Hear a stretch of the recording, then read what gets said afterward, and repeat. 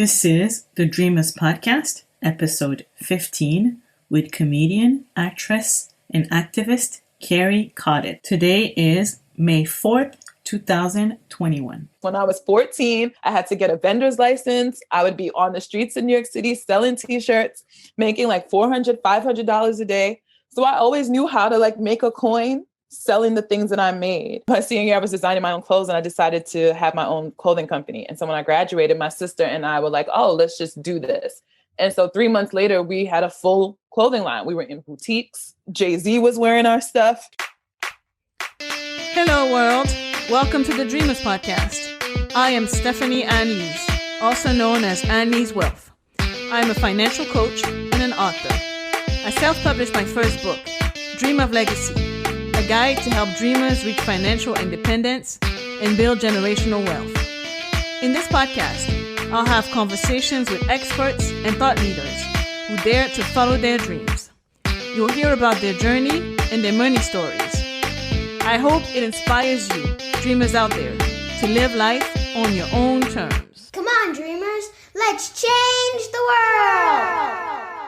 Hello, dreamers. Welcome back to the Dreamers Podcast. I'm your host, Anne-Lyse Wealth. Thank you for tuning in today. Today, I'm chatting with Kerry Coddett.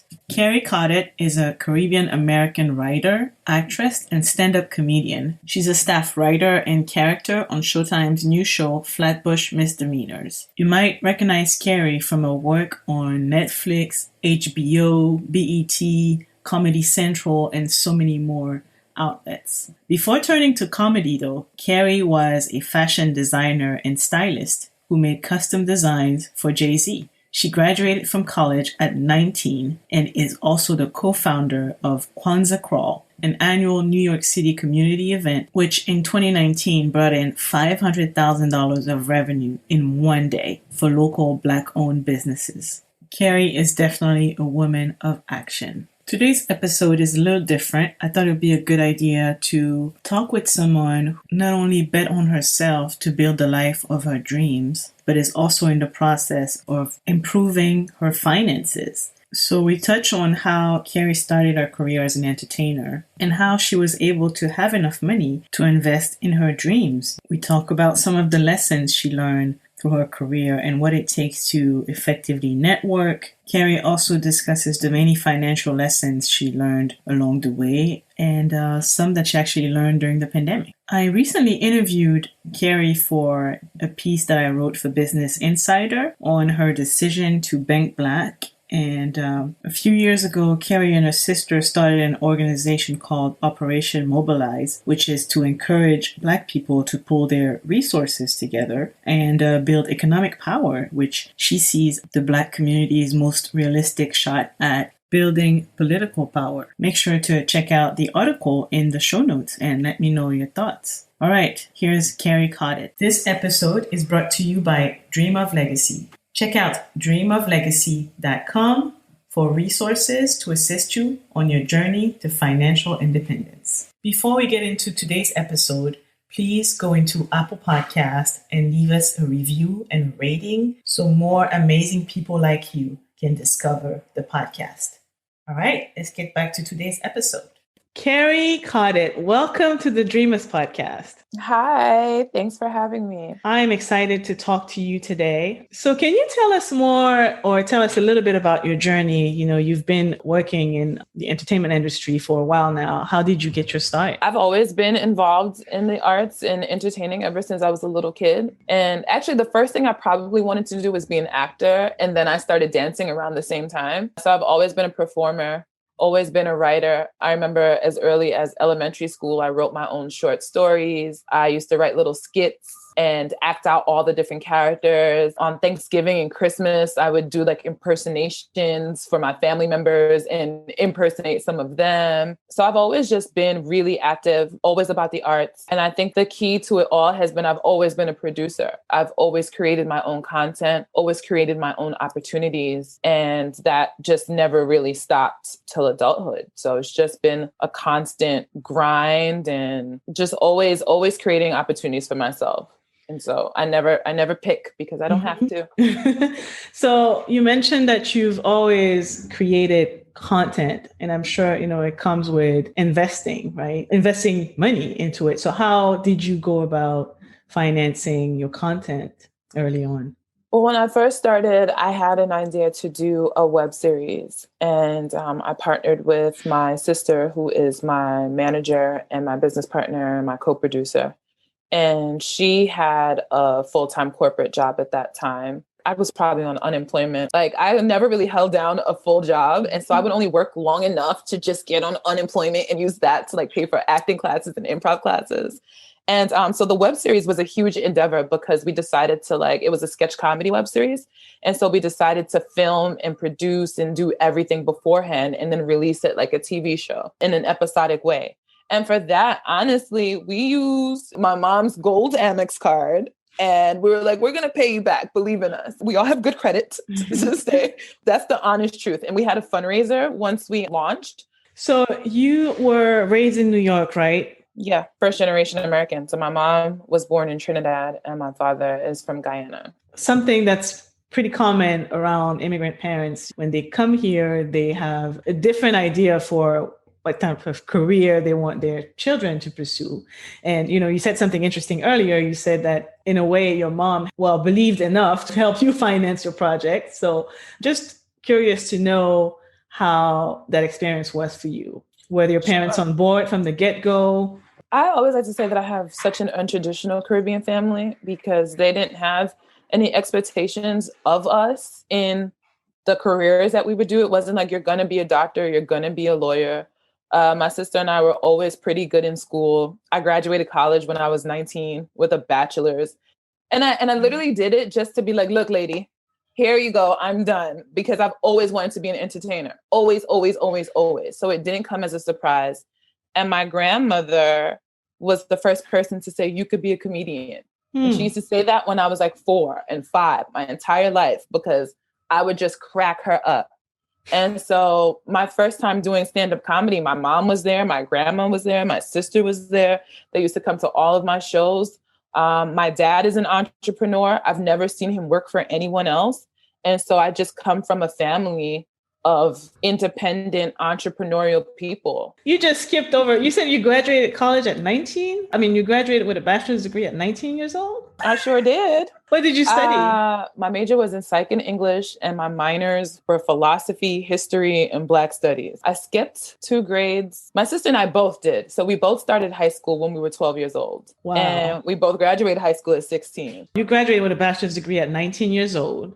And so how long did it take for you to get your first big break? My senior year in college, I had started designing clothes. And that's another thing I always was doing. I was always designing.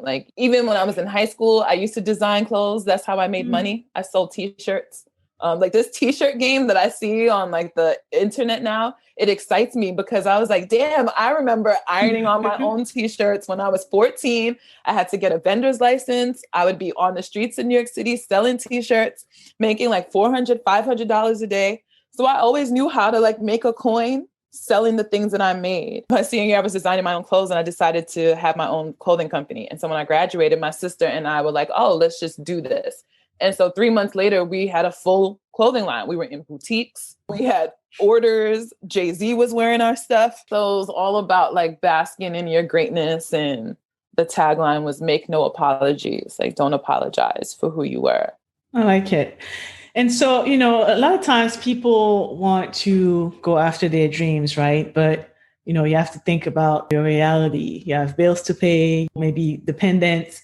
It looks like you were hustling the entire time, trying to find ways. Can you talk more about what you had to do to sustain yourself financially while pursuing your dreams? Well, I think it's a combination of several things. It's where you live. It's who's around you. And so I live in New York City, where every industry that I wanted to do was a train ride away. When I was a dancer and a choreographer, I could just take a train to the dance classes. This is where comedy is. This is where acting is. This is where fashion design is. And so I was fortunate to live in the mecca of this place and live with my mom, who wasn't on my back about paying rent. I'm 19, I'm 20. Where else am I going to go? And I had a big sister who was successful and who believed in me and who wanted to support me. And so I don't think that I could have done any of that without those things in place, because I didn't have to worry about paying bills in the same way. I could have little gigs for money. I could sell t-shirts. I could get a job working at a clothing store, because I worked in retail. Working in retail was my last salaried job. I read somewhere that years back you were listing your apartment on Airbnb to get additional income. Yeah. And so honestly, the hustling never stops, because Airbnb is relatively new. I started an Airbnb around 2014, 2015, and no one was doing it. It was my sister and I, and we didn't tell anyone. I kept it under wraps because I was like, people are going to think this is so weird and what's going on. And so I lived there, but I didn't really live there. I just knew that I needed to make money and be free. I was done with part-time jobs. I was done with full-time jobs. I needed to focus everything on this comedy career. And so I just had to find different ways to make side income. Yeah, thanks for sharing that. I think it's very important, like you said, to kind of find ways or unconventional ways to get some additional side income going so you can focus on, your main objective. For anyone who might be interested in building a career in entertainment, is there anything you wish you had known early on? That's a great question. Well, I think it doesn't matter what field you're going to be in. I think it's important to realize that it's all about networking. It's all about using your resources. It's all about asking questions.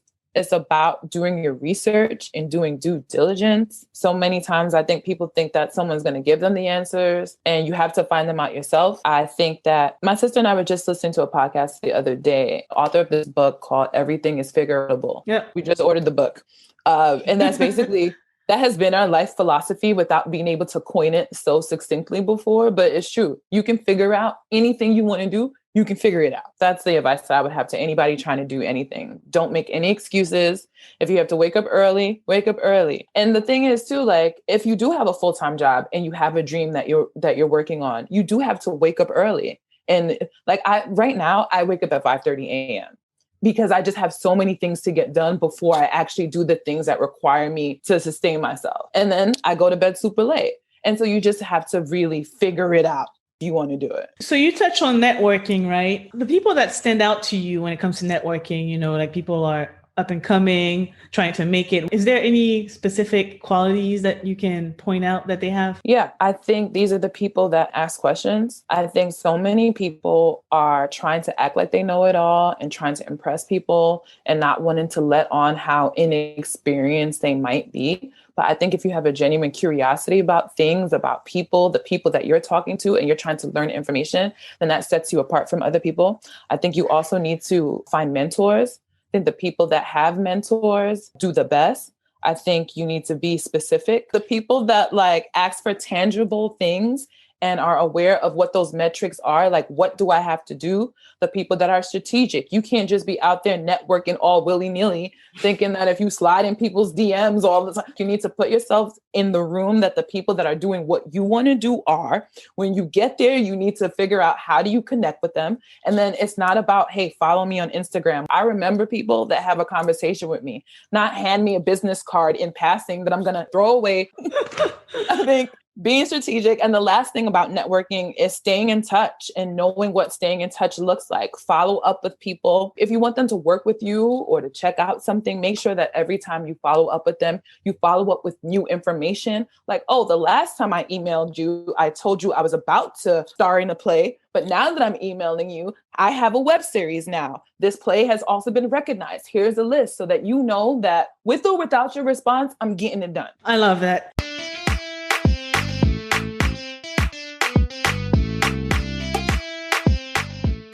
If you've been around for a while, then you know how much I care about financial freedom for all. One thing that often gets in the way of that is debt. That's why I'm happy to announce that I've partnered with an amazing organization called Juno. Juno helps you get lower interest rates by using the power of group negotiation. It is a completely free resource that you can use to secure lower interest rates on new and existing student loans. Head to the link in the episode show notes to find out more.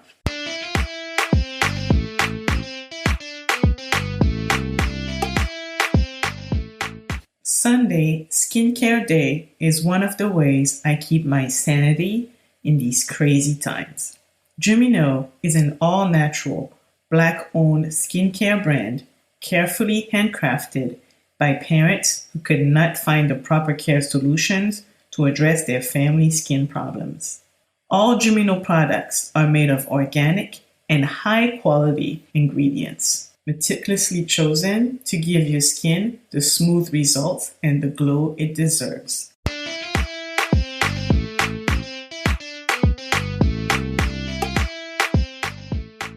So you've been vocal about systemic inequalities for years. Talk to us about Operation Mobilize. Through my entire life, I've been driven by a need to express what I think is the truth or my truth. It's been that way since I was a kid. I just literally cannot sit down and watch something happen. So I mentioned when I was in high school, I started selling t-shirts. The t-shirts that I sold were fuck the police t-shirts, fuck Bush t-shirts. When Bush was running for re-election, I made $400 in 2 hours at a Union Square protest at an anti-Bush rally. I sit down and I was like, oh my God, if I was making shirts when Trump was around, I'd have made a killing. So they weren't amazing t-shirts, but they had a message. I had a shirt that said, Jesus is Black, get over it. And I had a man follow me off the train. I was 16. He followed me off the train to yell at me and tell me how disrespectful he thought my shirt was. And so I knew that I could move people, whether it was good or bad. I knew that people felt what I had to say. And so with Operation Mobilize, it was in 2016. It wasn't unlike what we just saw in 2019, where the police were killing Black people back to back to back to back to back to back. And I was like, there has to be something that we can do, because it felt like we were just sitting around waiting for someone to fix it. And I'm like, we are the people that we've been waiting for. There's not going to be any Malcolm or Martin. We can all do our part. And so what I did was, again, with my sister, what happens is I get going on something, an idea, and my sister is like, I need to be involved to make sure that, one, you don't get arrested, killed, and that we do this the right way. And so that's how we always end up partnering, because she's like, I need to keep a very close eye on you and what you're saying and what you're doing. And so Operation Mobilize was me getting together with a bunch of people that I thought were smart, my friends. I had some police officers, I had some lawyers, I had activists, and I was just like, what can we do to stop this type of injustice against Black people? And it's a complicated problem that we've been dealing with for hundreds of years. So I didn't think that I could solve it, but I thought that there was something that I could do within my own control that would make me feel like I was at least doing my part. And what that ended up looking like for me was that Black people need political power and economic power. And in this country, you cannot have political power without the economic power. And so I started thinking, how do I get Black people to start even thinking about pooling their money together? And so that's how things work. When you have an idea, you have to distill it down to the actual concrete, tangible thing. So we started with this big idea, cooperative economics, which looks like Black people spending money together, which looks like, supporting Black-owned businesses. How often? Every single day. And so I just started doing initiatives that I thought would help us think about that and do that. I really love that idea. I really love the whole mission behind it. And, I think you're absolutely right. There are systemic issues, but, we can't just sit around and wait for things to change, and we have to do our part. And yes, there's the political side, but there's what are we going to do on the economic standpoint? How are we going to circulate the dollars within our community and help people improve their financial situation in the process? And like you said, we're not doing that once a month. It has to be a habit, and we have to be consistent about it. As an entertainer, how has the pandemic affected you and your views about finances? Oh my gosh. I mean, it is such a blessing to be able, first of all, I will be quite candid on this podcast. I did not file taxes in 10 years. I didn't know about them. I felt like there was no school that taught me about them. I remember being like older, like 16, 17, 18, and my mom being like, you don't have to file. I guess she claims me, but I still didn't have an understanding of what that was. And again, I was never really working consistently. So I just thought that I was somehow exempt from this process. I was like, I don't know what it is. I don't know why everyone's scrambling around April. This money y'all talking about, y'all getting back. I don't know what you're talking about, because I get all my money one time when I work. I don't know what you're talking about.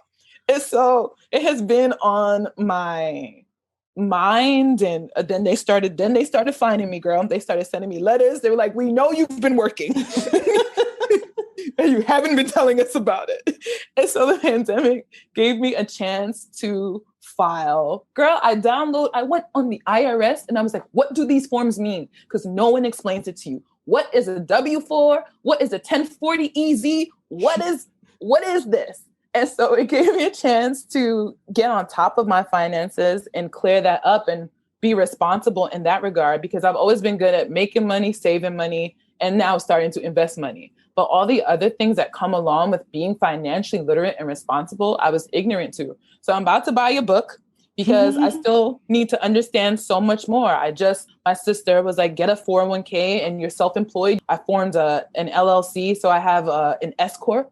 I know what that is now. I just got my paperwork. And so now I'm starting my financial journey in a real conscious, intentional, and informed way. And so the pandemic has given me a chance to really sit down and stop ignoring and procrastinating. Thank you for being so transparent. And yes, you have to file your taxes every year. Maybe even quarterly if you have a business. Yeah, exactly. Yes. What has been your biggest financial mistake? I got an Amex card that I use and I pay off every month now. And it has all of these points. I used to use my debit card for everything. And that's how I thought I was being financially smart. By using cash only. Using cash only. But now that I just use that one card and I have all these points and I paid out every month, now I also realize how much money I'm spending because I hate to have to pay that off every month. So I'm also cutting back a lot more. So it's also giving me just a snapshot of my spending habits. And I'm like, hunker down. And it's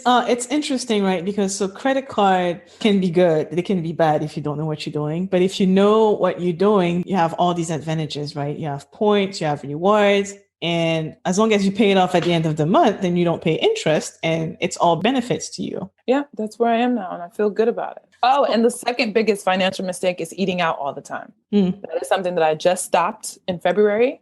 I set a financial goal for myself. I said, you are going to cut your spending habits in half. I learned how to cook in the pandemic. Good tips there. Good tips. My grandma just died a year ago. She was the best with money in the whole world. Everyone says the same thing. She taught us about money. She taught us how to save. She was the susu lady. I don't know if you know. Oh, yeah, definitely.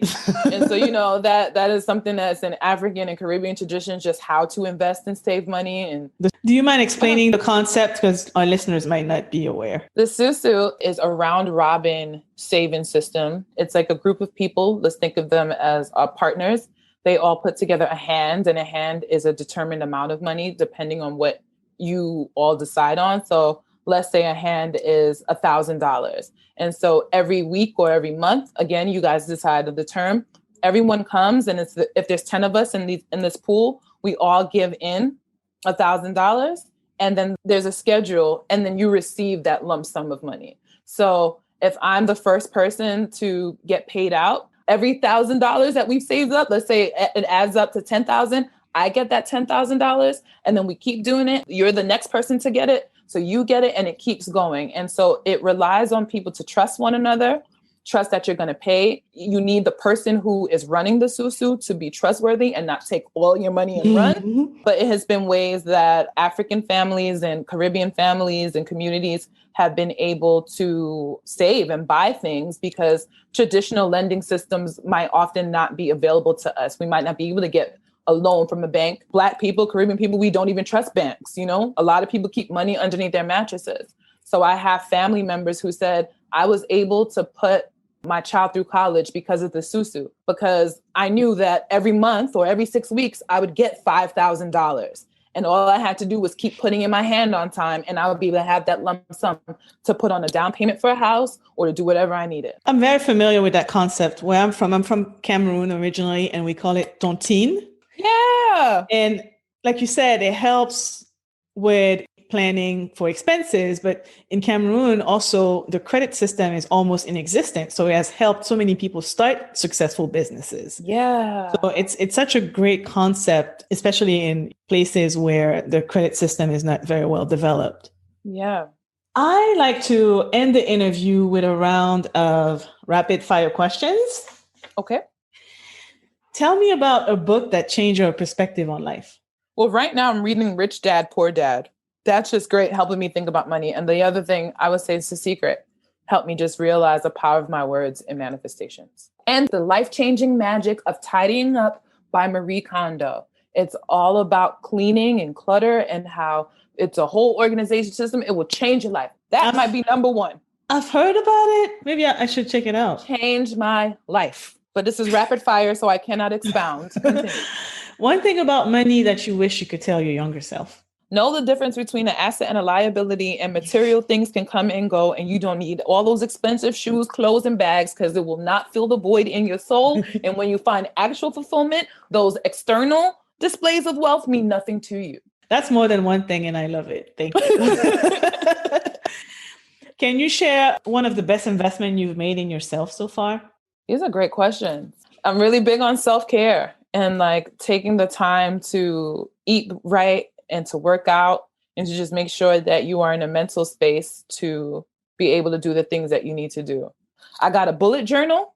I spent 3 days filling out my own bullet journal so that everything is planned the way I need it. And I think that it's going to really help me out in my life and in 2021. Nice. Being organized goes a long way. Woo, I'm telling you. Fill in the blanks in 3 words or less. Money to me is? Access to options. What do you want your legacy to be? Love it. My legacy would be to be true to yourself and to take care of your community. Well, Kerry, thank you so much for coming on the podcast and sharing your story and all those great tips. Congratulations on all of your success. And I'm sure it's only the beginning for you. Please tell our dreamers where to go to find out more about you. You can always find me on my website, kerrycoddett.com. That's KerryCoddett, or just at Overfab on social media. That's my name. It's mine. I own it. Overfab. Is it trademarked? It is. Nice. Girl, you know about my business. Well, thank you so much. Thank you. Congratulations to you too. Thank you. That was Kerry Coddett.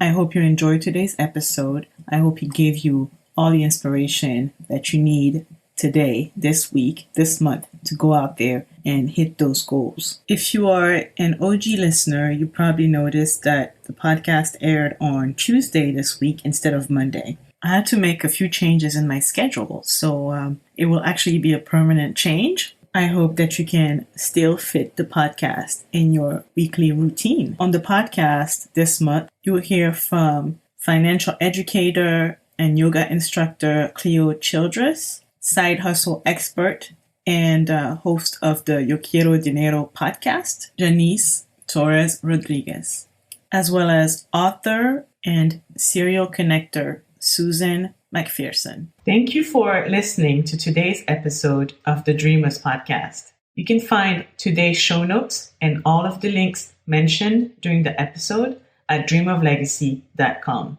If you enjoyed today's episode, here's what you can do to support me and help more dreamers discover the podcast. Leave a review on Apple Podcasts or wherever you listen to podcasts. I read every single review and I'll select one review to read on the podcast every month. Subscribe to the podcast so you never miss an episode. Share the podcast with your family, friends, and coworkers. And if you really enjoyed today's episode, tag me on Instagram at thedreamers.podcast and let me know what you liked about it. All right, dreamers, that's it for today. I will see you back here next week for another episode of the Dreamers Podcast. Okay, dreamers, time to build this legacy. This podcast is for general information purposes only. It is not intended to provide any tax, legal, financial planning, insurance, accounting, investment, or any other kind of professional advice or services. Please consult with an appropriate tax, financial, or legal professional to receive appropriate advice based on your situation.